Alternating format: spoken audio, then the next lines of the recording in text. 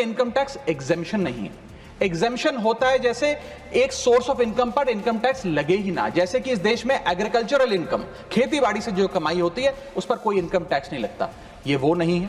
ये tax deduction भी नहीं है। टैक्स डिडक्शन होता है कि फर्ज करिए आपने साल में 15 लाख रुपए कमाए, इनकम टैक्स डिडक्शन आपको 12 लाख रुपए की मिली, तो 15 घटा 12, 3 लाख पर आपको इनकम टैक्स देना पड़ेगा। ये टैक्स डिडक्शन भी नहीं है, ये टैक्स रिबेट है।